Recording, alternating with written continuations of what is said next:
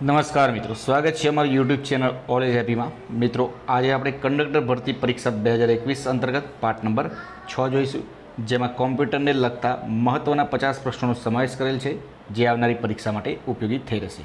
તો ચલો મિત્રો, શરૂઆત કરીએ ફર્સ્ટ નંબરના ક્વેશ્ચનથી. કમ્પ્યુટરમાં કોનો ઉપયોગ ડેટા એનાલિસિસ માટે થાય છે?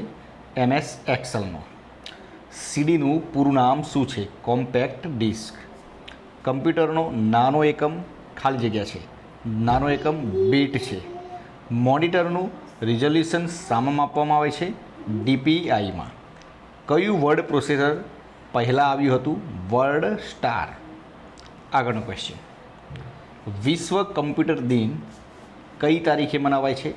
20 ડિસેમ્બર. CPU એટલે સેન્ટ્રલ પ્રોસેસિંગ યુનિટ.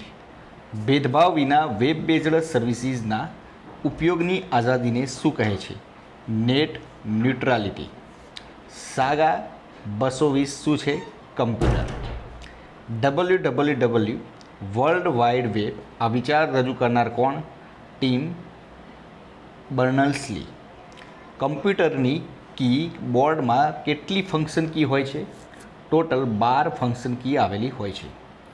વિન્ડોઝ એ કયા પ્રકારની ચાલક પદ્ધતિ કહેવાય? GUI.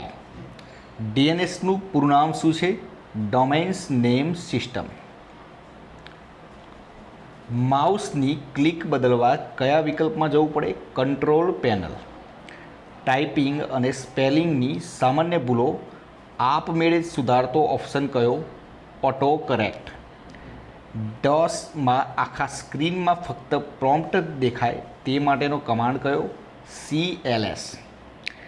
અંડરલાઇન માટેનું ટૂલ કયા ટૂલબારમાં હોય? ફોર્મેટિંગ. બે લાઇન વચ્ચે જગ્યા છોડવા કયા મેનુમાં જવું પડે? ફોર્મેટ મેનુમાં જવું પડે. ફોટોગ્રાફને ડિજિટલ સ્વરૂપમાં સંગ્રહ કરવા કયા સાધનની ઉપયોગ કરવો પડે છે? સ્કેનરનો. પ્રિન્ટ કમાન્ડ કયા મેનુમાં હોય છે? ફાઇલ મેનુમાં. પ્રિન્ટ માટે શોર્ટકટ કમાન્ડ કયો છે? Ctrl+P, એટલે કે Ctrl P. અવાજને કમ્પ્યુટરમાં ઇનપુટ કરવા કયા સાધનનો ઉપયોગ કરવો પડે? માઇક્રોફોન. જ્યારે મેઇલની સાથે કોઈ ફાઇલ મોકલવી હોય તો કયું બટન દબાવવું પડે? એટેચમેન્ટ. 1024 KB બરાબર કેટલા MB? 1 MB.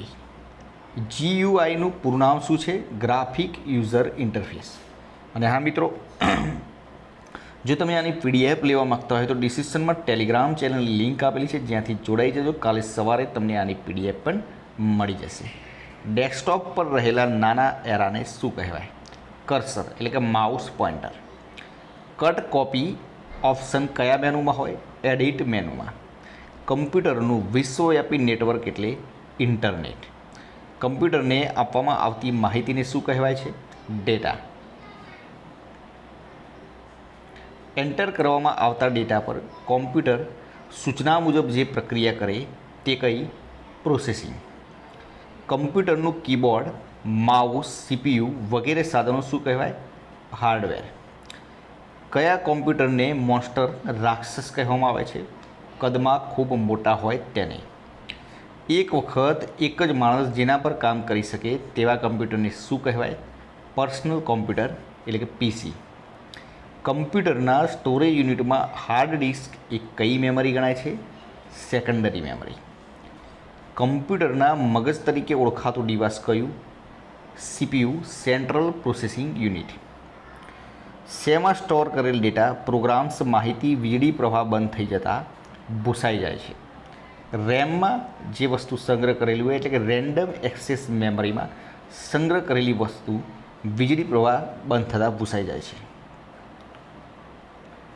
CD અને DVD કરતાં નાનું છતાં ઝડપી ડિવાઇસ કયું?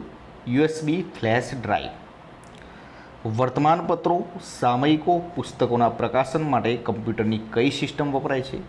DTP, desktop publishing. આજના કમ્પ્યુટરોના પિતામહ સમાન પ્રથમ કમ્પ્યુટરનું નામ શું છે? Electronic numerical integrated and computer, એટલે કે ENIAC. આધુનિક કમ્પ્યુટરોમાં કઈ ચિપ લગાડવામાં આવે છે? Micro processor chip. ઇનપુટ પર પ્રોસેસિંગ કર્યા પછી મળતી માહિતીને શું કહેવાય છે? આઉટપુટ. કમ્પ્યુટરના માઉસને કયા પ્રકારનું ડિવાઇસ કહેવામાં આવે છે? પોઇન્ટિંગ. કયા પ્રિન્ટ પર લેઝર કિરણોથી છાપકામ થાય છે? લેઝર પ્રિન્ટર ઉપર લેઝર કિરણોથી છાપકામ કરવામાં આવે છે. ત્રીજી પેઢીના કમ્પ્યુટરોમાં કઈ સર્કિટનો ઉપયોગ થતો હતો? ઇન્ટિગ્રેટેડ સર્કિટનો. કમ્પ્યુટરનું સંચાલન કરવા કઈ સિસ્ટમ હોવી જોઈએ? Operating system. કમ્પ્યુટરનો ઉપયોગ કરનાર શેના મારફત કમ્પ્યુટર પાસેથી કામ લે છે? હાર્ડવેર અને સોફ્ટવેર દ્વારા.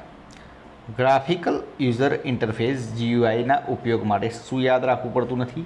કમાન્ડ્સ. રોમ જ્યારે CPUને કમ્પ્યુટરનું સંચાલન કરવા સૂચના આપે તેને શું કહેવાય? બૂટિંગ. વિન્ડોઝના મુખ્ય સ્ક્રીનને શું કહેવામાં આવે છે? ડેસ્કટોપ. ડેસ્કટોપમાં નીચેના ભાગમાં દેખાતી આડી પટ્ટીને શું કહેવાય? તેને ટાસ્ક બાર કહેવામાં આવે છે. તો મિત્રો, આ હતા કોમ્પ્યુટરના મહત્ત્વના 50 પ્રશ્નો. વિડીયો પસંદ આવે તો લાઇક કરી દેજો, પોતાના મિત્રો જોડે શેર કરજો, ચેનલને સબસ્ક્રાઈબ કરવાનું ના ભૂલતા, જેથી કરીને આવનાર દરેક વિડીયોની નોટિફિકેશન આપણે સૌપ્રથમ મળી રહે અને આપણી તૈયારીમાં વધારો થઈ શકે. કાલે ફરીથી નવા વિડીયો સાથે મળીશું. જય હિન્દ, જય ભારત.